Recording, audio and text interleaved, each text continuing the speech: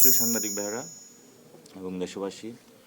আমাদের কালকে দেশে একটি ইভেন্ট করতে যাচ্ছে এবং সামনে ৩ তারিখে আরেকটি দল সমাবেশের ডাক দিয়েছে। সার্বিক বিবেচনায় এদিকে হাদি হত্যাকাণ্ড নিয়ে বিচার প্রক্রিয়া এখনও সম্পূর্ণ হয়নি বা খুনিদের বের করা যায়নি।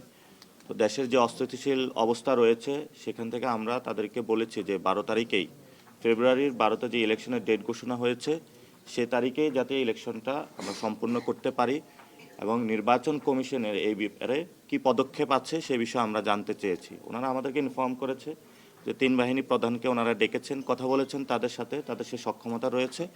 তারা আগামী ফেব্রুয়ারি ১২ তারিখে ইলেকশনটা আয়োজন করতে চাচ্ছেন। আমরা জাতীয় নাগরিক পার্টির পক্ষ থেকে বলেছি যাতে এই ঘোষিত ডেট যেটা আছে এটার পরবর্তীতে যাতে ডেট না পিছায়, যাতে ইলেকশনটা যথাসময়ে অনুষ্ঠিত হয়।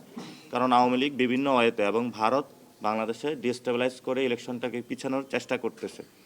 সেই ক্ষেত্রে যাতে ইলেকশন না পিছায়, যথাসময়ে ইলেকশন হয়, সে বিষয়ে আমরা আজকে ইলেকশন কমিশনের কাছে জানতে চেয়েছি। তারা সেই বিষয়গুলো ব্যাখ্যা দিয়েছেন। দ্বিতীয় একটি বিষয় হলো, আজকে আমাদের কয়েকটি দেশ আমাদেরকে ফোন করেছিল যে প্রবাসী যে ভোটার নিবন্ধন সেখানে তারা কিছু জটিলতা, টেকনিক্যাল প্রবলেম ফেস করতেছে। তো সেই বিষয়গুলো নিয়ে আমরা বলেছি ৫ থেকে ৬ দিন যদি আপনারা এটা বৃদ্ধি করতে পারেন তাহলে আমাদের যে প্রবাসী ভাইরা এখন নিবন্ধন করেছেন আমরা এটার আরও ডাবল মেরিটে ওনাদেরকে নিবন্ধন করতে সক্ষম হব। ওনারা এটা আশ্বাস দিয়েছেন, ওনারা এটা বাড়ানোর চিন্তা ভাবনা করছেন। এই বিষয়গুলো নিয়ে আমাদের আলোচনা হয়েছে। আর গণভোট নিয়ে আমরা এই পর্যন্ত নির্বাচন কমিশন থেকে কোনো ভিজিবিলিটি জায়গা দেখি নাই। ওনারা বলেছেন এটা নিয়ে তথ্য মন্ত্রণালয় এবং অন্যান্য যে সংশ্লিষ্ট মন্ত্রণালয় আছে তারা কাজ করছেন। বাট এই পর্যন্ত তারা 10টি ট্রাকের মধ্যে ভোটের গাড়ির একটি উদ্বোধন করেছেন। কিন্তু জনগণ, আমরা যখন ক্যাম্পেইনে গিয়েছি তাদের সাথে কথা বলেছি গণভোট নিয়ে, তাদের এই পর্যন্ত নির্বাচন কমিশন থেকে তারা কোনো জনসচেতনতামূলক কাজ পায়নি। ফলত আমরা তাদেরকে বলেছি এই নির্বাচনে যেমন জাতীয় সংসদ নির্বাচন, পার্লামেন্টারি ইলেকশন গুরুত্বপূর্ণ, সাথে সাথে সংস্কারের এই গণভোটে জিতিয়ে আনা এটাও গুরুত্বপূর্ণ, যাতে বাংলাদেশের একটি সাস্টেনেবল জায়গায় যেতে পারে।